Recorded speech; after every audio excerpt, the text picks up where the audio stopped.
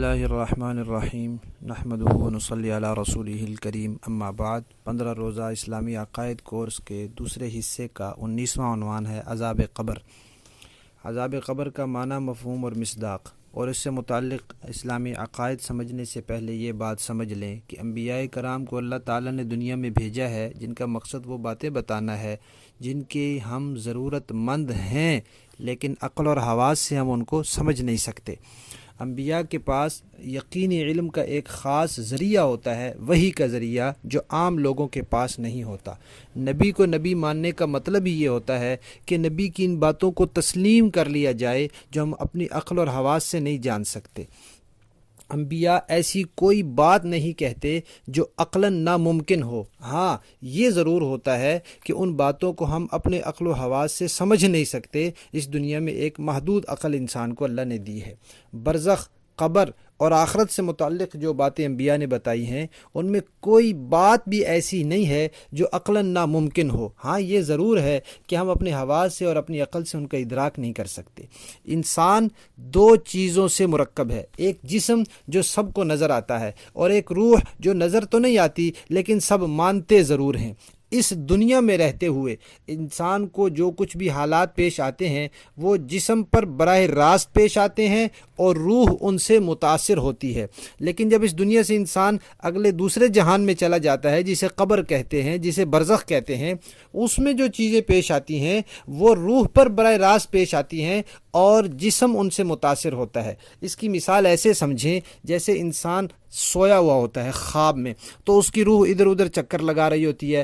اب وہ سیر، کھانا پینا، سب جو کچھ بھی پیش آتا ہے، انسان یہ نہیں سمجھ رہا ہوتا کہ صرف خواب میں، صرف یہ نہیں سمجھ رہا ہوتا کہ یہ میری روح کے اوپر پیش آ رہا ہے، وہ جسم کے اوپر بھی سمجھ رہا ہوتا ہے اس کو، حتیٰ کہ بعض اوقات اس کے اثرات اس کے جسم پر نظر بھی آتے ہیں۔ خواب میں کوئی ڈراؤنی چیز دیکھ رہا ہوتا ہے، اس کے جسم پسینے سے شرابور ہو جاتا ہے اور کبھی وہ ڈر جاتا ہے، کبھی ہنس رہا ہوتا ہے، کبھی رو رہا ہوتا ہے۔ یہ چیزیں حالانکہ روح کے ساتھ پیش آ رہی ہیں اصلاً، لیکن طبعاً جو جسم ہے یہ ان سے متاثر ہو رہا ہے۔ تو اسی طرح جب انسان اس دنیا سے چلا جاتا ہے تو جو قبر اور برزخ کا زمانہ ہے اس میں اللہ تبارک و تعالیٰ کی طرف سے جو ثواب یا عذاب کا سلسلہ ہے وہ اصلاً اور براہ راست تو روح پر پیش آتا ہے، لیکن جسم بھی اس سے متاثر ہوتا ہے۔ اور جیسے خواب میں کوئی آدمی، اس کی کوئی پٹائی کر رہا ہے، وہ تکلیف محسوس کر رہا ہے، لیکن سوئے ہوئے آدمی کے پاس بیٹھے ہوئے انسان کو پتہ نہیں ہوتا۔ اسی طرح مرنے کے بعد مردے کے ساتھ جو کچھ ہو رہا ہوتا ہے ہمیں کوئی ضروری نہیں کہ اس کا پتہ چلے، کبھی کبھی اللہ تبارک و تعالیٰ مشاہدہ کرا بھی دیتے ہیں، عام طور پر انسانوں سے وہ پوشیدہ رہتا ہے۔ تو عنوان ہے عذاب قبر۔ عذاب کا معنی ہے سزا، اور قبر کا معنی کیا ہے؟ قبر کا حقیقی معنی تو یہی گڑھا ہے زمین میں جو ہم بناتے ہیں جس میں مردے کو دفناتے ہیں۔ بعض لوگ کہتے ہیں قبر سے مراد کوئی آسمان کی قبر ہوتی ہے، وہ غلط کہتے ہیں، کیونکہ نبی کریم صلی اللہ علیہ وسلم نے قبرستان جانے کا مسلمانوں کو پہلے منع فرمایا، پھر فرمایا کہ اب جایا کرو، تو وہ یہی زمین والی قبریں تھیں، آسمان والی قبروں پر تو کوئی نہیں جا سکتا۔ ایک مرتبہ آپ صلی اللہ علیہ وسلم کا خچر بدک گیا تو آپ نے فرمایا قبر میں عذاب ہو رہا ہے۔ اب آسمان والی قبر کے عذاب کی وجہ سے تو خچر نے نہیں بدکنا تھا، آپ نے فرمایا کہ یہود و نصارہ نے اپنے انبیاء کی قبروں کو سجدہ گاہ بنایا، اور میری قبر کو سجدہ گاہ نہ بنانا، تو یہی زمین والی قبر کو انہوں نے سجدہ گاہ بنایا۔ آپ صلی اللہ علیہ وسلم نے فرمایا کہ مردے کو جب دفن کیا جاتا ہے اس کو منکر نکیر فرشتے آ کر اٹھا کر بٹھاتے ہیں، سوال جواب کرتے ہیں، اور یہ معاملہ اتنی جلدی ہوتا ہے کہ وہ مردہ جانے والوں کے جوتوں کی آواز قبر میں سنتا ہے، تو اسی زمین والی قبر میں سنتا ہے۔ اور ایک مرتبہ آپ صلی اللہ علیہ وسلم کو اللہ تعالیٰ نے یہ بتایا کہ فلاں قبر میں یہ لوگ جو ہیں ان کو عذاب ہو رہا ہے، تو آپ نے ایک ٹہنی اس قبر میں گاڑ دی، تو اسی زمین والی قبر میں ٹہنی گاڑی۔ بہرحال قبر سے مراد یہی حقیقی معنی یہی ہے کہ یہ جو گڑھا جہاں مردے کو دفن کیا جاتا ہے۔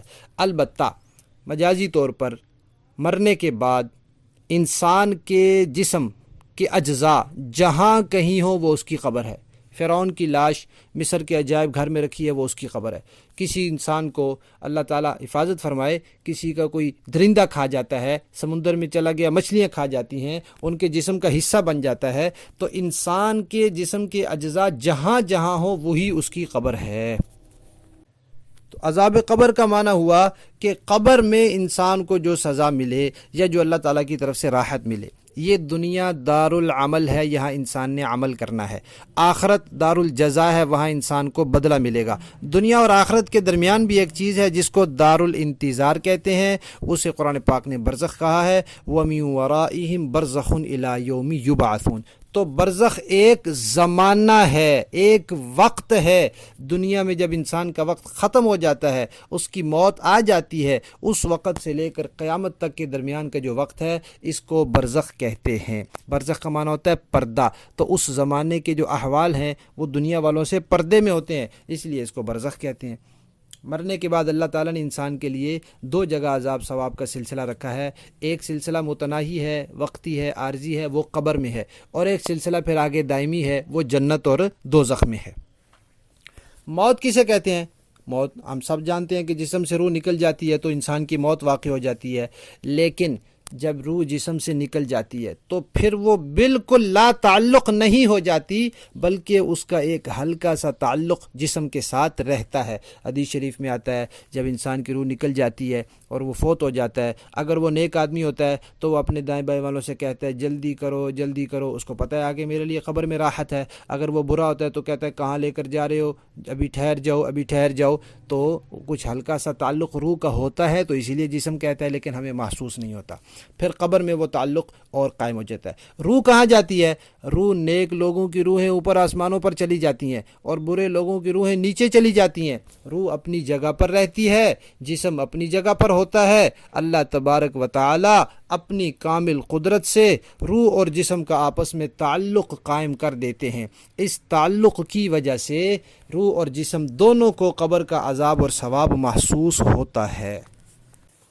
اور یہ کوئی ضروری نہیں ہے کہ جسم کا ڈھانچہ پورا موجود ہو تو پھر اس پر عذاب یا ثواب ہوگا. نہیں، جسم کے مختلف اجزاء ہوں، کہیں بکھرے ہوئے ہوں، جو جز جہاں ہوگا اللہ تبارک و تعالیٰ اپنی قدرت سے اس کو ساتھ عذاب اور ثواب کا سلسلہ جوڑ سکتے ہیں. یہی تو ہے برزخ کے پردے میں ہے، اس دنیا میں رہتے ہوئے پوری انسان کو سمجھ میں نہیں آ سکتی.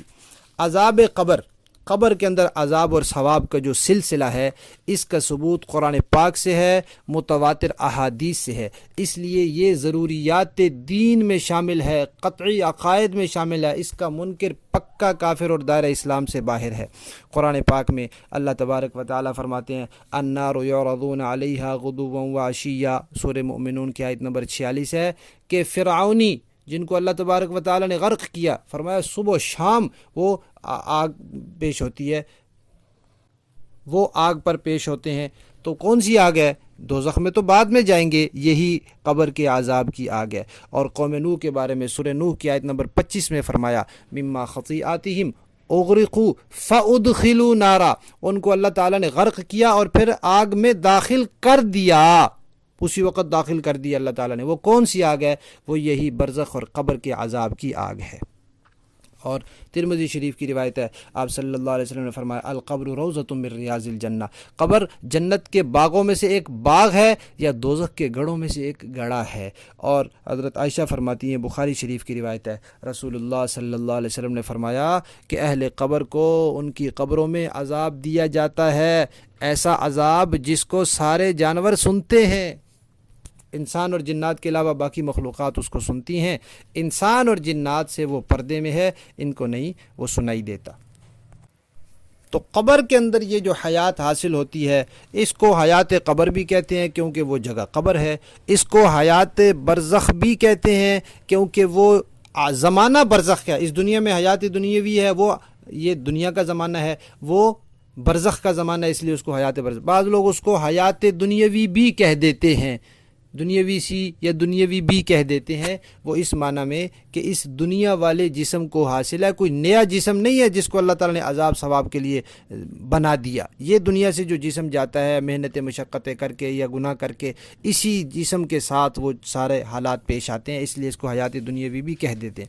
بعض حیات روحانی کہتے ہیں. تو حیات روحانی کا مطلب بھی یہی ہوتا ہے کہ صرف جسم نہیں، صرف جسم کو جب روح نہ ہو تو خالی جسم کو سزا دینے کا فائدہ، روح کے تعلق کے ساتھ جسم اور روح دونوں کے ساتھ یہ عذاب اور ثواب کا سلسلہ پیش آتا ہے.